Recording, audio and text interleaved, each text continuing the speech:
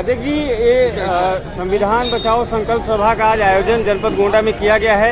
किस तरह का कार्यक्रम है और आपने यहाँ पर किस तरह से लोगों को संबोधित किया, क्या है उद्देश्य? देश के संविधान के साथ जिस तरीके की छेड़छाड़, जिस तरीके का व्यवहार किया जा रहा है, उससे आहत होकर के हमने पूरे उत्तर प्रदेश में प्रत्येक जनपद में संविधान बचाओ संकल्प सभा का आयोजन किया है। पिछले 9 तारीख से लगातार 9 जुलाई से मैं चल रहा हूँ। आज आपके यहाँ 25 है। लगातार 2 महीने चलना पड़ेगा, लेकिन हर एक जिले के मुख्यालय पे जाकर के हम संकल्प बचाओ सभा का आयोजन करेंगे।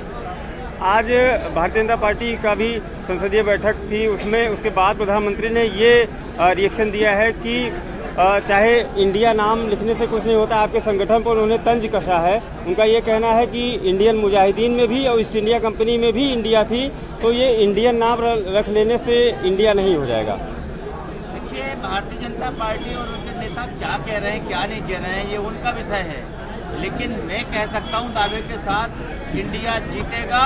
और अगर इंडिया जीतेगा तो इनके पेट में दर्द होना ही स्वाभाविक है।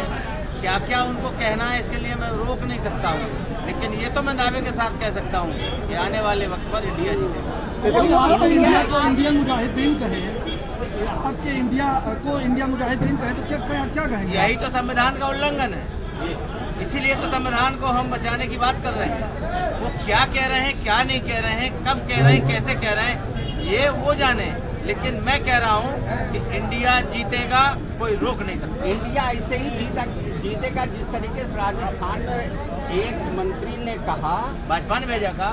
हाँ चलिए, हाँ राजस्थान अगर उन्होंने कहा तो उनको तुरंत बर्खास्त कर दिया गया। क्या राजस्थान में है, क्या छत्तीसगढ़ में है, क्या मणिपुर में बराबर एक जैसा है? आज मणिपुर जिस तरीके से चल रहा है उस पर क्यों नहीं पूछ रहे आप? बंगाल में भी एक, बंगाल पे क्यों नहीं पूछ रहे? बंगाल और राजस्थान में क्यों नहीं पूछ रहे आप? मणिपुर का माँ कहने में तुम्हें दिक्कत जा रही है क्या? मोदी जी को भी दिक्कत है, तुम्हें भी दिक्कत आ रही है?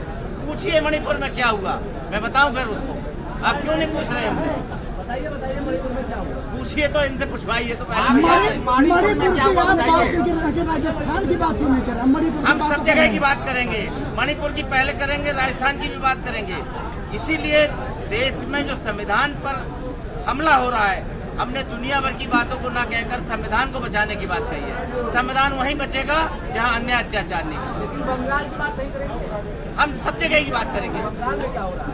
जो बंगाल में हो रहा है आप देख रहे हैं। बंगाल में जो हो रहा है उसके खिलाफ भी हैं कि संविधान के खिलाफ जो भी राज्य हैं, संविधान के खिलाफ जो भी काम करने वाली संस्थाएं हैं, संविधान के खिलाफ जो भी पार्टियां काम करने वाली हैं, उनके सबके हम खिलाफ। लेकिन जिस तरीके से इंडिया में बंगाल भी शामिल है। मैंने कब कहा कि इंडिया में नहीं है? मैंने कब कहा इंडिया में नहीं है? मैं तो कह रहा हूँ इंडिया जीतेगा। तो इंडिया जीतेगा, राजस्थान के तर्ज पे ही जीतेगा क्या? हम कह रहे हैं इंडिया के तर्ज पे जीतेगा, राजस्थान और बंगाल के तर्ज पे क्यों? अरे केवल उन्होंने अपनी बात कही और निकाल दिया क्या? ये उन्होंने अपनी बात कही, क्या कही क्या नहीं कही तो आप हमसे पूछ रहे हैं।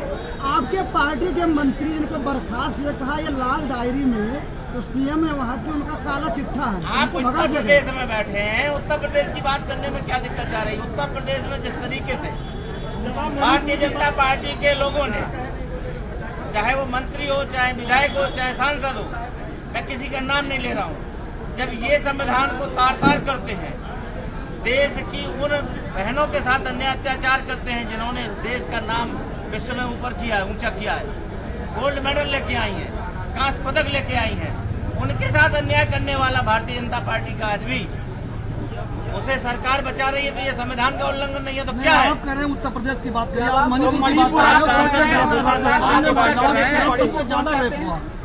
महिलाओं के खिलाफ, महिलाओं में राजस्थान में सबसे ज्यादा रेप हुआ है। आप मणिपुर की बात करें तो राजस्थान की बात करें। ये रिकॉर्डेड है।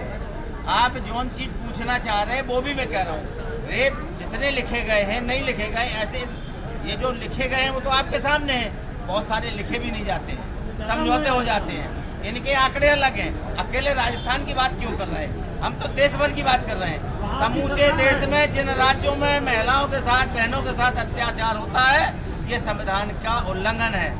वहाँ की सरकारें इसके खिलाफ काम करें।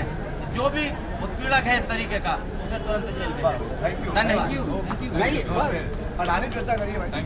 अडानी नहीं, अडानी उत्तर प्रदेश के रहने वाले हैं जो बात करें आप आप उत्तर प्रदेश में